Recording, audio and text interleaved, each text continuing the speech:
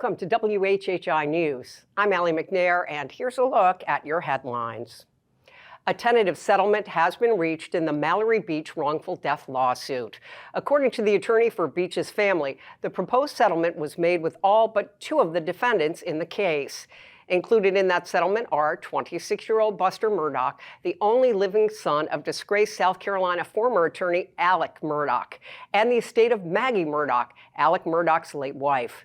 Now, two defendants remain as part of the Beach lawsuit, Alex Murdoch and Parker's Kitchen. Governor Henry McMaster was sworn in for his second full term in office on Wednesday. In his inaugural address, the governor said he wants more transparency when it comes to the selection of state Supreme Court justices. That after the state's high court ruled against his 6-week abortion ban last week. Currently, the legislature votes on the judicial candidates screened by a bipartisan judicial selection committee. The governor also voiced his support for higher teacher pay, saying he'd like to see starting teachers get paid $50,000 by 2026. At the age of 75, McMaster is South Carolina's oldest serving governor. Well, real estate agents are being told to watch out for scammers who are trying to sell property in the Lowcountry that they don't even own. The scammers use available public records to identify the properties, then try, through phone calls and emails, to get a realtor to sell it with a quick closing and as little proof of identity as possible. Now, a variation of this scam has fraudsters intercepting emails, then posing as the law firm handling the purchase and requesting that the buyer wire money to them. The workforce housing shortage on Hilton Head Island has resulted in a partnership between the University of South Carolina Beaufort and Surge Restaurants. The plan is to take a block of mostly abandoned workspace offices on Office Way and redevelop them into dormitory and studio-style housing for workers and students. Up to 64 students attending the Hilton Head Island USCB campus would have a place to stay nearby. The director of operations for Surge Restaurant says they need affordable places for their workers to live. Now, according to the town's workforce housing framework, close to 14,000 workers commute to Hilton Head Island each day while passing by communities that could offer jobs closer to home. Before the project can move forward, it needs approval from the Hilton Head Island Town Council.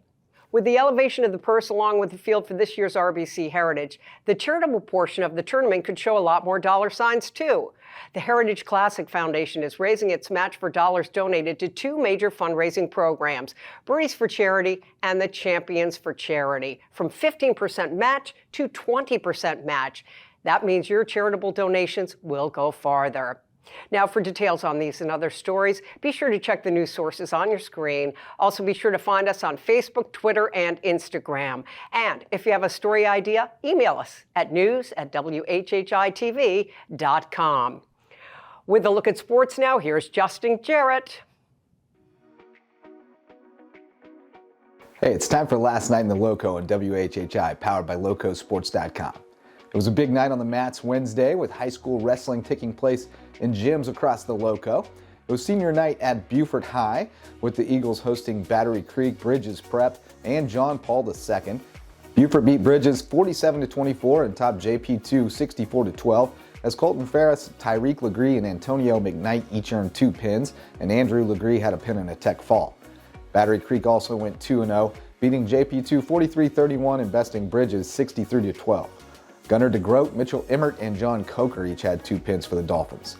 Jace Reynolds was 2-0 with a big pin for the Golden Warriors, and Byron Douglas Jackson recorded a pair of pins for the Bucks.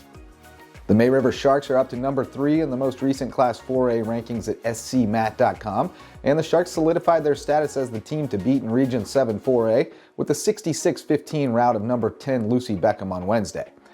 The top teams chasing the Sharks were in action Wednesday at Hilton Head High, but the James Island Trojans won the night, topping the host Hilton Head 48-33 and beating Bluffton 44-36. The Seahawks and Bobcats each picked up big wins over Colleton County.